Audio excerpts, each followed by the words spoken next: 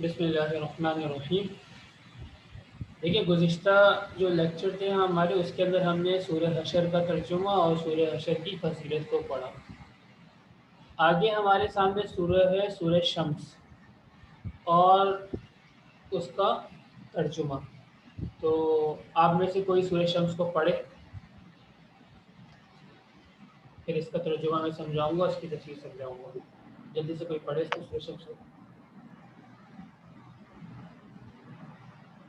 أعوذ بالله من الشيطان الرجيم بسم الله الرحمن الرحيم والشمس وضحاها والقمر إذا تلاها والنهار إذا جلاها والليل إذا يغشاها والسماء وما بناها والأرض وما طحاها ونفس وما سواها فألهمها فجورها وتقواها قد أفلح من زكاها وقد خاب من دساها كذبت ثمود بتقواها إذ انبعث أشقاها فقال لهم رسول الله ناقة الله وسقياها فكذبوا فعقروها فدمدم عليهم ربهم بذنبهم فسواها ولا يخاف عقباها صدق اللہ العظیم۔ ماشاء اللہ، بہت اچھا پڑھا آپ نے بیٹا۔ دیکھیں سب سے پہلے تو آپ کی سورت کا نام ہے سورہ شمس۔ سورہ شمس، شمس کہا جاتا ہے عربی زبان میں سورج کو، ہم اردو میں سورج کہتے ہیں اور عربی میں سورج کو شمس کہا جاتا ہے، جس کو آپ انگلش میں سن کہتے ہیں، ٹھیک ہے۔ اور سورج کے نام پہ ہی، شمس کے نام پہ ہی اس سورت کا نام رکھا گیا ہے۔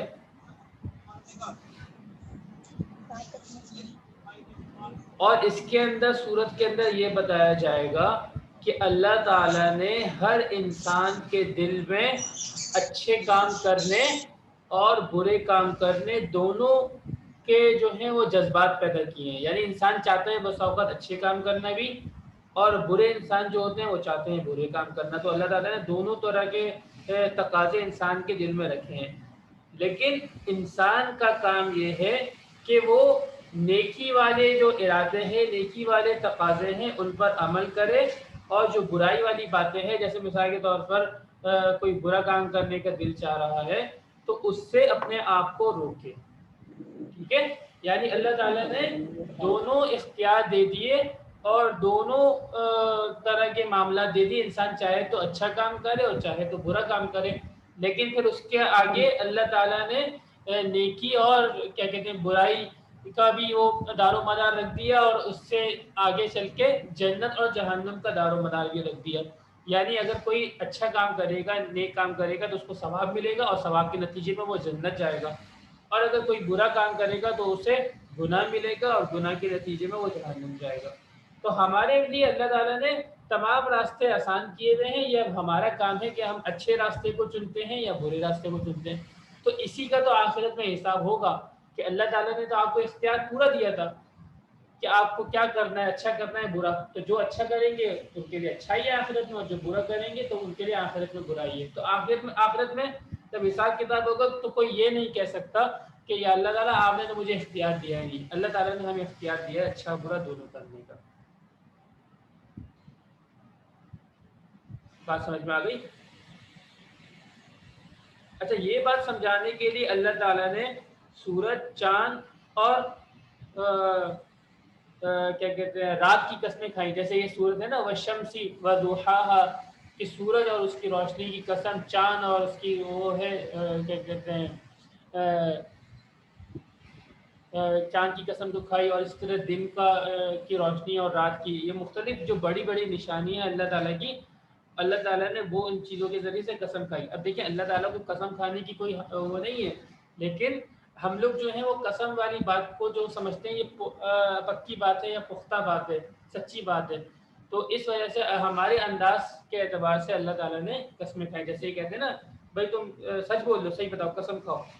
तो कोई कसम खाते तो हमें यकीन आता है कि हाँ ये सच्ची बात है। तो अल्लाह ताला ने हमें जो है इस बात को मज़ीद वाज़ेह करने के लिए कसम खाई।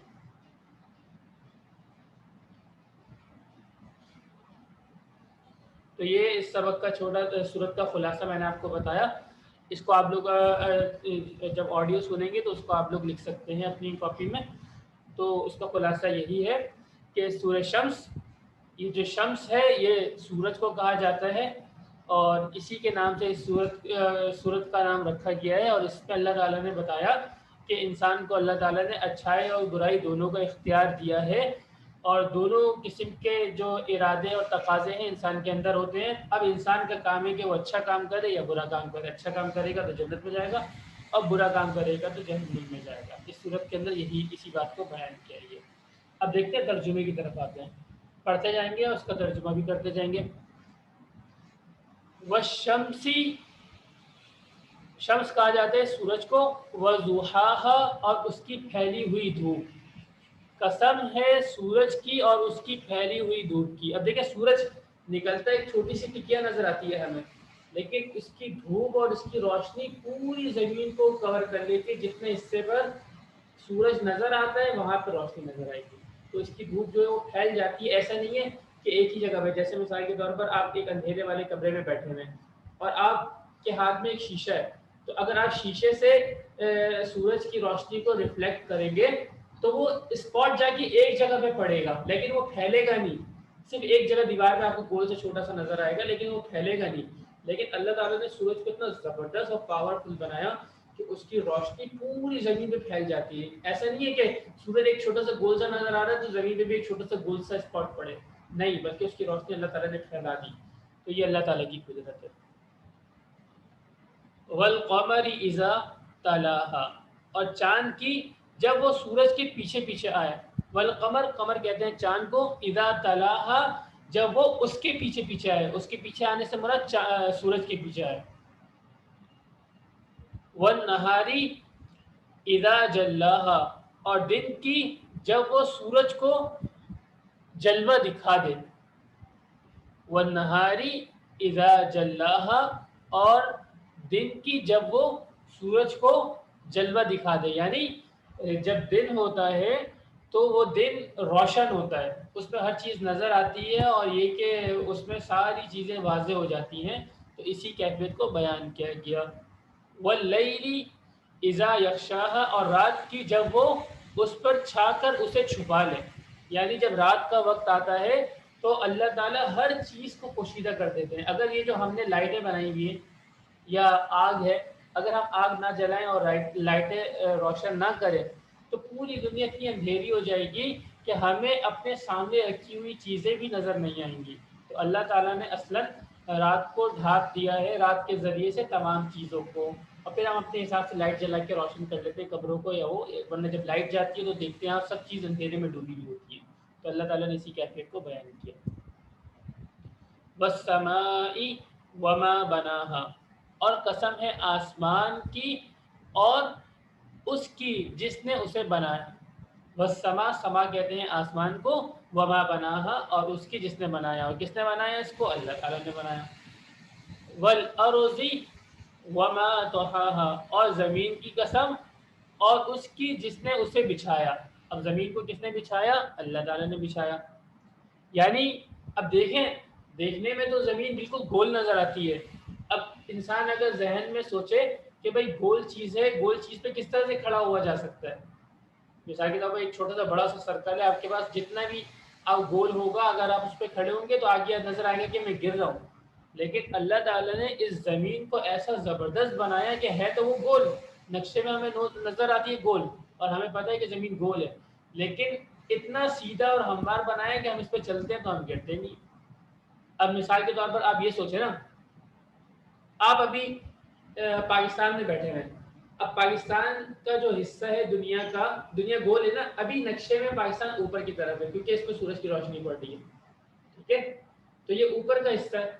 तो अब नीचे वाले जो ममालिक हैं, जो ज़मीन जो गोल है, हम तो ऊपर की तरफ है ना, नीचे वाले ममालिक जैसे अमेरिका वगैरह हो गए या वो ममालिक हो गए जहाँ पे अभी अंधेरा है, तो वो लोग तो उनको तो नीचे गिर जाना चाहिए था। لیکن وہ کیوں نہیں گرتے؟ یہ اللہ تعالیٰ کی قدرت ہے کہ اللہ تعالیٰ نے زمین کو پھیلا دیا اور ہم آسانی سے ایک جگہ سے دوسری جگہ جاتے ہیں اور ہم گرتے بھی نہیں ہیں۔ آگے دیکھیے گا، وَنَفْسٍ وَمَا سَوَّاهَا، اور انسانی جان کی اور اس کی جس نے اسے سنوارا۔ انسانی جان کی یعنی انسانی جان کی قسم اس لیے کھائی گئی کہ اللہ تعالیٰ نے انسان کو جو بنایا ہے بڑا زبردست ڈیزائن والا بنایا ہے، مطلب ہر چیز میں اللہ تعالیٰ نے زبردست جو ٹیکنالوجی ہوتی ہے نا اس کا خیال کیا ہے۔ مثال کے طور پر ہمارے کھانے کا سسٹم دیکھ لیں، ہماری سانس لینے کا سسٹم دیکھ لیں، یا ہماری آنکھ کا نظام دیکھ لیں کہ ایک چھوٹی سی ایک ٹکیا ہے آنکھ کی لیکن کتنا زبردست کام کرتی ہے۔ اب اگر دنیا والے مل کے بھی بنانا چاہیں اس طرح کی چیز نہیں بنا سکتے، یا اگر بنائیں گے بھی تو اتنی چھوٹی چیز کے اندر نہیں سما سکتے وہ ساری یہ کوالٹیز۔ بلکہ ہم نے سنا تھا کئی سال پہلے کہ انہوں نے آنکھ کی جو خصوصیات ہیں اس طرح کی ایک ٹیکنالوجی بنائی ہے، لیکن وہ ٹرک کے برابر ہے۔ اب ٹرک کے برابر کہ کسی کے چہرے پہ آنکھ لگ سکتی ہے؟ ہر کس نہیں لگ سکتی۔ تو یہ اللہ تعالیٰ کی قدرت ہے اور اللہ تعالیٰ نے زبردست چیزیں بنائی ہیں۔ تو اللہ تعالیٰ نے قسم کھائی انسانی جان کی اور اس کے سنوارنے والے کی۔ فَأَلْهَمَهَا فُجُورَهَا وَتَقْوَاهَا، پھر اس کے دل میں وہ بات بھی ڈال دی جو اس کے لیے بدکاری کی ہے اور وہ بھی جو اس کے لیے پرہیزگاری کی ہے۔ فَأَلْهَمَهَا فُجُورَهَا وَتَقْوَاهَا، یعنی اللہ تعالیٰ نے دونوں باتیں ڈال دی، اس کے دل میں دونوں طرح کے خیال آتے ہیں، اچھے کام کرنے کے بھی خیال آتے ہیں اور برے کام کرنے کے بھی خیال آتے ہیں، دونوں طرح کے خیال آتے ہیں۔ آگے دیکھیے، قد افلح من زکاها، لیکن آگے بتایا کہ فلاح اسے ملے گی جو نفس کو پاکیزہ بنائے، یعنی جو اچھا کام کرے گا تو کامیابی اس کے لیے، اور کامیابی کیا ہے یہاں پر کہ وہ آخرت میں جنت میں جائے گا۔ وقد خواب من دساها، اور نامراد وہ ہوگا جو اس کو گناہ میں دھسا دے۔ وقد خواب من دساها، اور ناکامی اس کے لیے ہے من دساها، جو اس کو گناہ میں دھسا دے، یعنی ارادہ تو اس کے پاس دونوں کا اچھا برا، اچھا جو کرے گا وہ کامیاب ہوگا جنت میں جائے گا، اور جو برا ارادے کے مطابق کام کرے گا تو وہ گناہ میں دھس جائے گا، اس کا نتیجہ کار کیا ہوگا کہ وہ جہنم میں جائے گا۔ اور اس کو مثال سے سمجھایا، کذبت ثمود بتقواها، پہلے جو قوم گزری قوم سمود اس کی مثال لے کے سمجھایا کہ قوم سمود نے اپنی سرکشی سے پیغمبر کو جھٹلایا، یعنی جب پیغمبر نے ان کو بتایا کہ میں اللہ کا پیغمبر ہوں اور تمہیں جو ہے وہ سچی بات کی طرف ہدایت دے رہا ہوں اور تمہیں بتا رہا ہوں کہ اللہ تمہارا خدا ہے، تو ان کی قوم نے ان کو جھٹلا دیا۔ اذ انبعث اشقاها، جب ان کا سب سے سنگ دل شخص اٹھ کھڑا ہوا۔ اذ انبعث اشقاها، یعنی لوگوں میں تو برے ہوتے ہیں نا، تو بروں میں جو سب سے برا تھا وہ کھڑا ہو گیا۔ اذ انبعث، بعث مطلب اٹھنا، جب اٹھ گیا اشقاها اس قوم کا سب سے برا شخص، فقال لهم رسول اللہ ناقۃ اللہ وسقیاها، تو اللہ کے پیغمبر نے ان سے کہا کہ خبردار اللہ کی اونٹنی کا اس کے پانی پینے کا پورا خیال رکھنا۔ یعنی میں آپ کو چھوٹا سا پس منظر بتا دوں کہ قوم سمود میں یہ تھا کہ وہ لوگ پہاڑ والی جگہ پہ رہتے تھے، تو انہوں نے اپنے نبی سے مطالبہ کیا کہ بھائی اس پہاڑ سے اونٹنی نکال کے دکھاؤ تو ہم مانیں گے کہ تم جو ہے وہ نبی ہو۔ تو انہوں نے دعا کی، اللہ تعالیٰ نے دعا قبول کر دی اور اللہ تعالیٰ نے ان کو معاوضہ دیا کہ پہاڑ سے اونٹنی نکلی، اور زبردست بڑی اونٹنی، اور ایسی کہ وہ پورے علاقے کو دودھ پلاتی تھی، اتنی بڑی اونٹنی تھی۔ لیکن اس کے لیے پھر پانی کی ضرورت بھی تھی کہ ایک ہی کنواں تھا وہاں پہ، اب اس میں ایک دن جو ہے وہ علاقے والے پانی پیتے تھے اور ایک دن جو ہے اونٹنی پانی پیتی تھی۔ اب لیکن یہ ان لوگوں کو برداشت نہیں ہوتا تھا، حالانکہ وہ دودھ بھی دیتی تھی بدلے میں، لیکن ان لوگوں نے کیا کیا کہ اس نے پہلے تو یہ کہا تھا نا اونٹنی نکالے، جب اونٹنی نکالتی تو اب یہاں پہ الٹی سیدھی باتیں کرنے لگے اور پیغمبر کو پھر بھی جھٹلایا اور ایمان نہیں لائے، اور ساتھ ساتھ کیا کیا ان کا ارادہ یہ تھا کہ اونٹنی کو مار دیں۔ تو پیغمبر نے ان کو ڈرایا کہ نہیں بھائی اونٹنی کا تمہیں خیال کرنا ہے اور اس کے پانی پینے کا بھی، ایسا نہیں کہ وہ پانی پی رہی ہے تو تم جو ہے وہ کیا کہتے ہیں اس کے پانی پینے کو بند کر دو۔ فَكَذَّبُوهُ فَعَقَرُوهَا، پھر انہوں نے پیغمبر کو جھٹلایا اور اس کی اونٹنی کو مار ڈالا، یعنی پیغمبر کو تو یہ جھٹلایا کہ بھائی یہ تو جادو ہے، یہ کوئی معجزہ نہیں ہے اور یہ اللہ تعالیٰ کی طرف سے نہیں ہے، آپ نے ایسے پتہ نہیں رکھی ہوگی چھپا کے اونٹنی، یا اپنے اعتبار سے انہوں نے جھٹلا دیا اور پھر اونٹنی کو کیا کر دیا، مار ڈالا۔ فَدَمْدَمَ عَلَيْهِمْ رَبُّهُمْ بِذَنبِهِمْ فَسَوَّاهَا، نتیجہ یہ کہ ان کے پروردگار نے ان کے گناہ کی وجہ سے ان کی اینٹ سے اینٹ بجا کر سب کو برباد کر دیا، یعنی زبردست طریقے سے ان کو ہلاک کر دیا۔ وَلَا يَخَافُ عُقْبَاهَا، اور اللہ کو اس کے کسی برے انجام کا کوئی خوف نہیں ہے. یعنی انہوں نے جو بھی الٹا سیدھا کام کیا تو اللہ تعالیٰ نے ان کو سزا کے طور پہ کیا کر دیا, ان کو عذاب دیا. اور عذاب دینے کے عذاب جو دیا اللہ تعالیٰ کا, اس کی کچھ بھی پرواہ نہیں کہ کوئی اللہ تعالیٰ سے پوچھ سکتا ہے, کیونکہ اللہ تعالیٰ ہر چیز کی قدرت رکھتا ہے. تو یہ اس کا ترجمہ ہو گیا اور اس کا خلاصہ میں نے آپ کو بتا دیا. تو اس کا بھی آپ کو یہی کرنا ہے کہ سورۃ شمس لکھنی ہے, مطلب اوپر ریڈ لائن کے اوپر آپ ٹائٹل لکھ دیں یا الگ سے پیج پہ لکھ دیں سورۃ شمس, اور صرف اس کا ترجمہ لکھ لیں, سورت نہ لکھیں. یہ جو سورت عربی والی ہے اس کو نہیں لکھیے گا, یہ جو ترجمہ ہے اس ترجمے کو لکھیے گا, کیونکہ جب ہم پیپر بناتے ہیں تو اس میں ترجمے کو پوچھتے ہیں. ٹھیک ہے, تو اب یہ ترجمہ جو ہے یہ لکھا ہوا ہے, اس کو اپنی کاپی میں لکھ لیجیے گا ٹائٹل بنا کے سورۃ شمس کا, اور اس کو یاد بھی, جی اس کو یاد بھی کرنا ہے, یاد کر لیجیے گا. جی بیٹا. سر مجھے پوچھنا تھا کہ ابھی آپ نے جو اس کی تفصیل وہ جو بتائی ہے خلاصہ, وہ ہمیں وہ ترجمے کے بعد لکھنا ہے یا ترجمے سے پہلے؟ ہاں ترجمے سے پہلے لکھ لیں اس خلاصے کو. ٹھیک ہے, ترجمے سے پہلے. ہاں ترجمے سے پہلے لکھ لیں اس خلاصے کو. سب سے پہلے سورۃ شمس کا ٹائٹل لگا لیں, اور وہ سورۃ شمس کا خلاصہ لکھ کے ادھر خلاصہ جو میں نے آپ کو بتایا اس کو 2-3 مرتبہ اچھی طرح سے سن کے اپنے الفاظ میں لکھ لیں. اور تیسرے نمبر پہ یہ جو ہے یہ ترجمہ یہ لکھ لیجیے گا کہ یہ ترجمہ پیپر میں آتا ہے. اسی طرح کبھی کبھی خلاصہ بھی پوچھا جاتا ہے, اس صورت کا خلاصہ بیان کریں. ٹھیک ہے سر خلاصہ کون سا ہے؟ خلاصہ بیٹا میں نے سبق کی شروع میں بتایا تھا, ابھی میں ریکارڈنگ ڈال دوں گا آپ کی گوگل کلاس روم میں, آپ وہاں سے سن کے جو ہے وہ ڈال لیجیے گا. یہ سالک کی سمجھ لیا ہوگا تو آپ اس سے پوچھ لیجیے گا. ٹھیک ہے. اچھا سر میں حصہ آیا ہوں, میں نے پہلے کی کلاسز نہیں لیے, تو اسکولنگ کی پہلے کی کلاسز کی ریکارڈنگ کہاں سے ملتی ہے؟ بیٹا ابھی تو سارے لیکچر جو ہے گوگل کلاس روم میں جو ہم پڑھا رہے ہیں وہ اپلوڈ کرتے جا رہے ہیں. آپ سر صحیح سے جو ہے وہ رابطہ کر لیجیے گا, تو وہ آپ کو جو ہے وہ لاگ ان پاسورڈ وغیرہ بتا دیں گے اس کا گوگل کلاس روم کا, تو آپ وہاں سے جو ہے وہ کنیکٹ ہو جائیں گے. ٹھیک ہے. ٹھیک ہے سر.